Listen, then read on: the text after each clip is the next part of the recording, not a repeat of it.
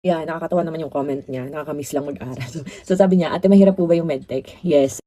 So ayan ako guys, nung nag-aaral pa lang ako, kita niyo naman napakapayat ko. And ayan, may bangs, may braces, ayan yung itsura ko.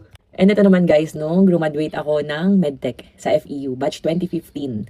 Ay nakakatuwa nga na post ako. Alam niyo ba guys, may chika ako sa inyo. Wait, ang pag-itin natin yung sarili ko. So ayan, ang sabi, student entrepreneur at 19. While still a student, Rosmar launches her first venture, which is yung Mysterious Madre Cacao. Yes guys, 19 years old pa lang ako. Hindi ko alam kung 18 or 19 na imbento natin yung Madre Cacao for dogs and cats. And super trending talaga nun. To the point guys na yun yung pinanggagala ko. Na pinapang-food trip ko nung college. Pinabibili ko ng mga gusto ko, mga luho ko, mga gadgets, ganyan. Mga mansana. So, ayan, sabi niya, entrepreneur na daw. Thanks mom and dad. Apelido ko pa lang daw. So, ayun. And yes guys, nagsimula yung Madre Cacao. Alam niyo kung paano. Kasi meron akong inampon na gusto ng i-ganon na dog. Kasi nga puro galis talaga yung katawan niya. Talagang parang wala na pag-asa. Bulldog siya. So ang ginawa ko, pinuntahan ko. Kasi sabi ko, kawawa, ampunin ko na lang. Kasi nga mahilig ako sa dogs, ganyan.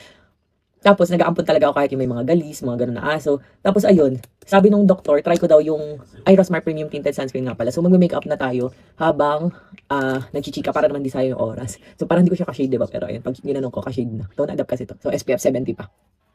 So going back, ano na nga ako? Ayun, sabi nung doktor, try ko daw paliguan, laga ko daw yung Madre Cacao. So ang ginawa ko guys, dahil nga malikot ang aking utak, charis. Ayan, dahil nga masyado akong, kumbaga, maliit na bagay, gusto kong i-develop, ganyan. Habang nag-aaral ako, ang ginawa ko dun sa dahon, chinat ko na si Papa, yung Papa ko. Sabi ko, Papa, bilang mo ako ng ano, ay kuhanan mo ako ng mga dahon ng Madre Cacao, sabi kong ganun, dyan sa Lucena, kasi nga taga Lucena ako, di ba? Eh, nung college ako sa Manila ako sa FEU, tapos sabi ko, kuhanan mo ako ng ano, ng mga dahon. Tapos ang ginawa ko nung kinuhanan niya ako, tinawanan pa ako ni Papa, kasi sabi ko, bebenta ko kamo yung mga dahon. Tapos sabi niya, sino bibili sa inyo yan, kalokohan mo? Sabi ganun. Ano yun, tatawanan ka lang mga tao, which is true, kasi yung pagka-post ko, sabi ko, for sale, dahon ng Madre Cacao, isang tali, 150. Sabi ko, tinawanan nila ako, grabe, nagbura agad ako ng post nun. Sabi ko, ay, wala nakakahiya, ganyan, binura ko agad yung post ko nun. Ayan, tinan nyo guys, lightweight, parang wala akong nilagay, no? Parang ako ng foundation and concealer sa Rosmar Premium Tinted Sunscreen. Sobrang ganda, tas no lag it feels, ayan.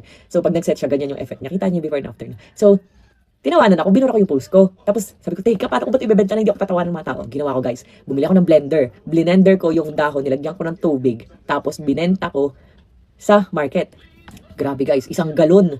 Nabebenta ko ng 1,000. Ganun kabongga. Kasi guys, hindi lang doon nagtatapos sa pagbebenta ko ng Madre Cacao na blender na sinala ko na ginawa kong extract na nilagyan ko ng tubig. Tapos nilagyan ko atay ng virgin coconut oil pa, ganyan. Basta, hanggang sa, mamaya, wait lang.